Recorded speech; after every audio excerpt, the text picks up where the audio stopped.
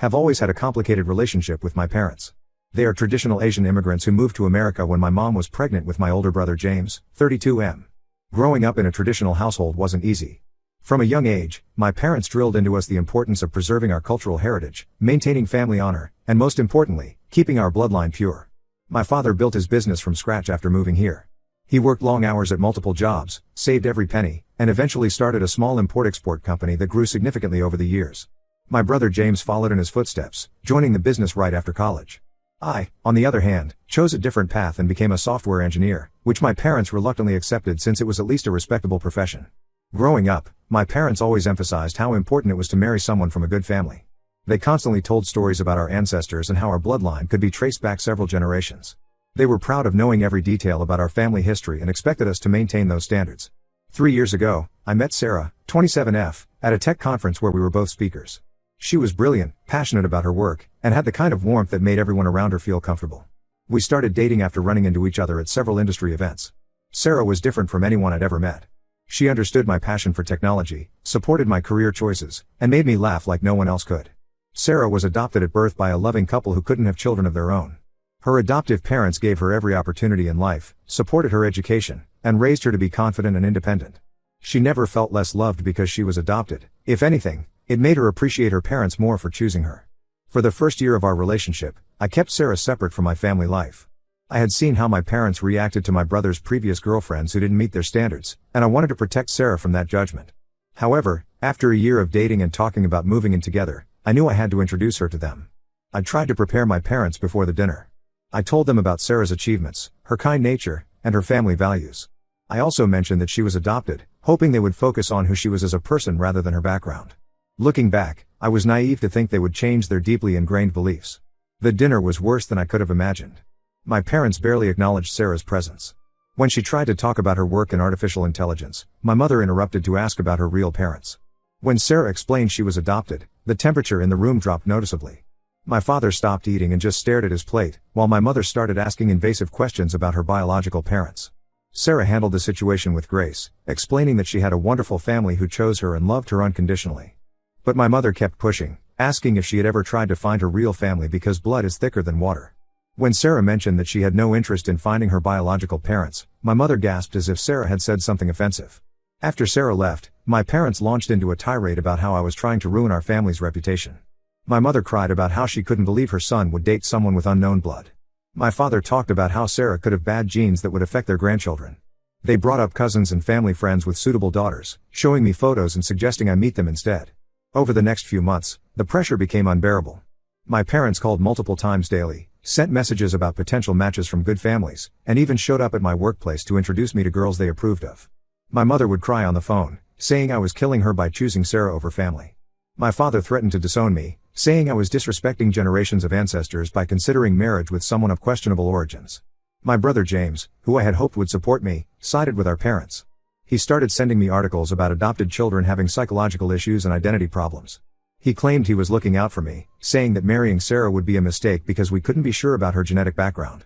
When Sarah and I moved in together 6 months ago, things escalated. My parents showed up unannounced one Sunday morning with a girl named Lisa, whose family they had known for years. They walked into our apartment as if Sarah wasn't even there, introducing Lisa as someone who would make a perfect wife. They talked about Lisa's family history, her pure bloodline, and her parents' wealth, all while Sarah was standing right there in our kitchen. Sarah was hurt but tried to be understanding of my family's cultural beliefs. She suggested we could try family counseling or find ways to help my parents understand that family isn't just about blood. But my parents refused to even consider it, saying that therapy was a Western concept that had no place in our culture. Last month, my parents delivered their final ultimatum. They said I had 1 week to end things with Sarah, or they would cut all ties with me. They threatened to remove me from the family registry, a symbolic but significant gesture in our culture. Even though I was financially independent, the thought of losing my entire family and cultural identity terrified me. In a moment of weakness that I'll always regret, I broke up with Sarah. I couldn't even give her the real reason, instead making up excuses about cultural differences and incompatibility. Sarah was blindsided. She kept asking what had changed, what she had done wrong, but I couldn't bring myself to tell her the truth about my parents' ultimatum. Yesterday changed everything. I ran into Sarah's adoptive mother, Mrs. Chen, at the local grocery store. Instead of avoiding me, she confronted me directly. She showed me anonymous letters that had been sent to Sarah's workplace, suggesting she was unstable and untrustworthy because of her unknown background. There were emails sent to her adoptive parents, implying that Sarah was a gold digger trying to marry into our family for money. The letters were clearly written by someone who knew intimate details about our relationship and my family's beliefs. When I saw the pain and anger in Mrs. Chen's eyes, I felt disgusted with myself for letting my parents control me this way. I went straight home and confronted my parents. Instead of denying it, they defended their actions. My mother said they had to protect the family name from being tainted. My father claimed they did it out of love, to prevent me from making a huge mistake. My brother James backed them up, saying I should be grateful they cared enough to intervene. That was the last straw. I packed some clothes and left. I'm writing this from a hotel room, trying to figure out what to do next. My phone is filled with messages from relatives, some calling me ungrateful, others saying I'm overreacting and should apologize to my parents. But for the first time in my life, I feel like I'm finally seeing my family for who they really are. Update 1. It's been 2 weeks since my last post. First, I want to thank everyone who commented and shared their own experiences. Your support gave me the strength to take action instead of hiding in that hotel room feeling sorry for myself. After reading hundreds of comments supporting my decision to leave, I finally gained the courage to reach out to Sarah. I sent her a text asking if we could meet somewhere neutral to talk. Initially, she didn't respond, which I completely understood given how badly I had hurt her. 3 days later, she agreed to meet at a coffee shop near her workplace. The moment I saw Sarah walk in, I realized how much I had messed up. She had lost weight, and there were dark circles under her eyes. She was wearing the blue sweater I had given her for her birthday last year, which made everything hurt even more. She sat down across from me, her face showing a mix of anger and exhaustion. I started by apologizing for my cowardice in not telling her the truth about why I ended our relationship. I explained everything about my parents' ultimatum and their obsession with bloodlines and family heritage. As I began telling her about the anonymous letters, she suddenly raised her hand to stop me. Sarah pulled out her laptop and showed me something that turned my world upside down. She had received an anonymous email a week ago from someone claiming to be an employee at my family's company. The email contained screenshots of conversations and email exchanges that proved my brother James had been the mastermind behind everything. The evidence was overwhelming. There were emails from James to various employees, instructing them to help him gather information about Sarah's workplace and her adoptive parents. He had created multiple fake email accounts to send those anonymous letters. There were even conversations between James and a private investigator he had hired to look into Sarah's background. But what really made me sick was finding drafts of emails where James had carefully crafted messages to manipulate our parents' prejudices. He had researched articles about adoption and genetic disorders, specifically choosing the ones that would trigger our parents' fears about bloodlines and family heritage. He had been feeding them these articles and stories for months, knowing exactly which cultural buttons to push. Sarah explained that after our breakup, she had thrown herself into work to cope with the pain. One evening, while working late, she received that anonymous email. The sender felt guilty after discovering James's true motives and decided to expose him. As I read through everything, memories started flooding back. 5 years ago, when I was dating Emma during college, James had suddenly become very interested in my relationship. He started spending more time with our parents, having private conversations that would stop when I entered the room. Shortly after, our parents began pressuring me to break up with Emma, citing similar concerns about her family background not being good enough. I had always found it strange how they suddenly turned against Emma, but I never connected the dots until now. With shaking hands, I pulled up my phone and showed Sarah the dozens of messages James had sent me over the past year, all expressing concern about my relationship with her. Each message now read like a calculated move in his game to drive us apart. Sarah then revealed something else. The job offer she had recently received came right after one of James's anonymous letters reached her current employer. She suspects James might have orchestrated this too, trying to get her to leave the city. I left the coffee shop and drove straight to my parents' house. James was there, discussing business with our father in his home office. Without warning, I connected my phone to the office TV and played the email screenshots Sarah had shown me. James's face went pale. Instead of denying anything, James calmly explained his reasoning. He said that as the eldest son, he had a responsibility to protect the family business. He was worried that if I married Sarah, I would want an equal share in the company. According to him, having me marry someone from an unknown background would make it harder for him to justify keeping full control of the business. What hurt most was watching our parents' reaction. Even after seeing clear evidence of James's manipulation, they focused on the fact that these emails had been stolen and shared without permission. My mother started crying about how their private family matters were now exposed. My father was more concerned about potential damage to the company's reputation than the fact that his son had orchestrated an elaborate scheme to sabotage his brother's happiness. That's when James smirked and said something I'll never forget: "At least I got the job done. Sarah's gone, and the company stays where it belongs." He didn't show an ounce of remorse. In his mind, he had done nothing wrong because he was protecting his inheritance. I've moved out of the hotel and into a small apartment. My parents have been calling constantly, not to apologize, but to convince me to understand James's position. They say that as the eldest son, he was right to be concerned about the family business, even if his methods were wrong. Some relatives have suggested I should be grateful that James cares enough about the family's future to take such measures. I've blocked James's number and all his email addresses.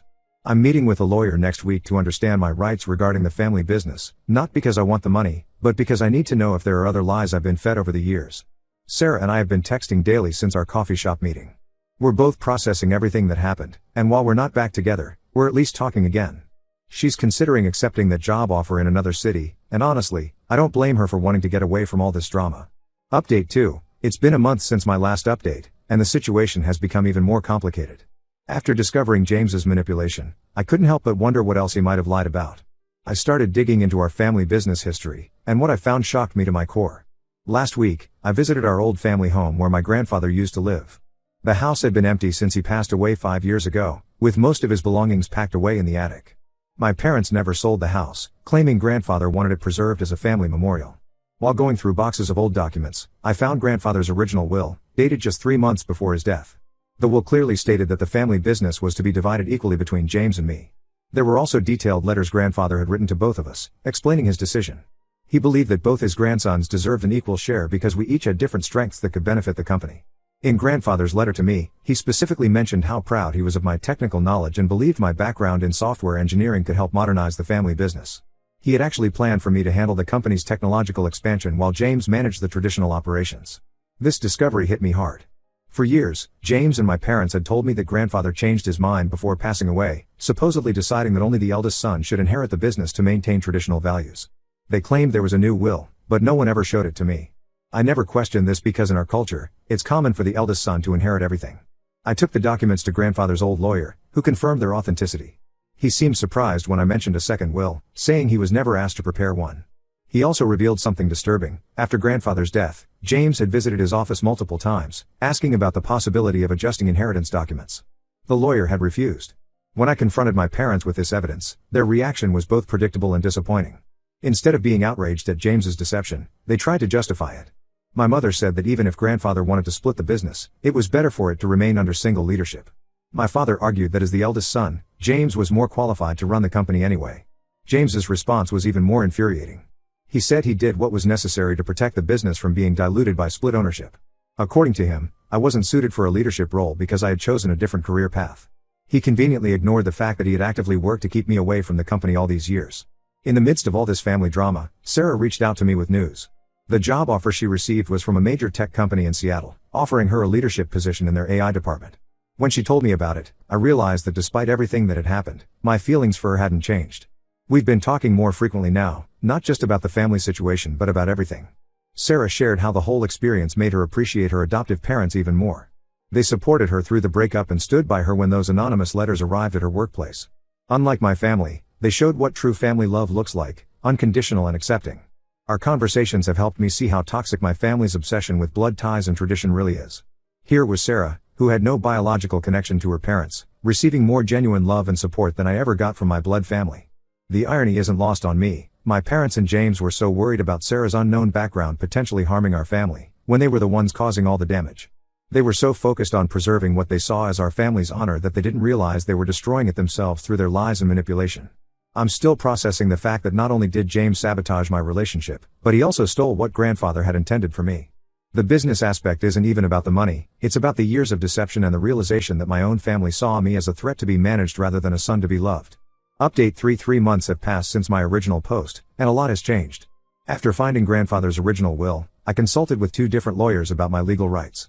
They confirmed that I had a strong case against James for inheritance fraud. Last month, I officially filed a lawsuit to contest the current ownership of the family business. The fallout was immediate and intense. James tried to damage control by offering me a 20% share of the company if I dropped the lawsuit. When I refused, he started spreading rumors within our extended family about how I was trying to destroy our parents' legacy. Some relatives even claimed I was being manipulated by Sarah and her family into turning against my own blood. My parents' reaction was exactly what I expected. My mother called crying, saying I was killing her by bringing shame to the family. My father threatened to tell everyone in our community about how I was betraying Asian values by siding with my adopted girlfriend over my own brother. The irony of them worrying about family reputation while defending James's fraud wasn't lost on me. Sarah accepted the job offer in Seattle, and after much thought, I decided to move there too. I already work remotely for my tech company, so the relocation wasn't difficult. We're taking things slow, rebuilding our relationship with better boundaries and more honest communication. Her parents have been surprisingly supportive, understanding that we needed time to heal from everything that happened. Last week, James made one final attempt to resolve things privately. He invited me to our childhood home, where he, my parents, and several elderly relatives were waiting. They had prepared a whole speech about family unity and tradition. James offered to publicly apologize for the anonymous letters if I dropped the lawsuit. My parents promised to accept Sarah if I agreed to sign away my rights to the business. I declined their offer. I told them this wasn't about money or revenge, it was about years of manipulation and lies. James didn't just try to destroy my relationship, he actively worked to keep me away from something grandfather wanted me to have. My parents' willingness to overlook his deception while continuing to judge Sarah based on her adoption status showed me their true priorities. The lawsuit is proceeding, and my lawyers are confident about the outcome. Several employees from the company have come forward with evidence of James's tampering with business documents after grandfather's death. It turns out I wasn't the only one he had deceived over the years. I've maintained my decision to stay no contact with my family. My parents still send messages through relatives, alternating between guilt trips and anger about how I'm disrespecting our culture. James tried reaching out through LinkedIn, probably worried about how the lawsuit would affect his business reputation, but I blocked him there too. Sarah and I moved to Seattle last week. We're both focusing on our careers and slowly rebuilding what my family tried to destroy. Her adoptive parents helped us find an apartment, showing me what real family support looks like. They never once judged me for my family's actions or for initially breaking up with Sarah. The whole experience taught me that family isn't about blood or genetics or maintaining some ancient lineage. It's about people who support you, respect you, and love you unconditionally. Sometimes those people aren't the ones you're born to, but the ones you choose, and who choose you back. As for the lawsuit, I'll update if anything significant happens. But honestly, whether I win or lose, I already have what's most important, my freedom from toxic family dynamics and a chance to build a life based on love rather than obligation.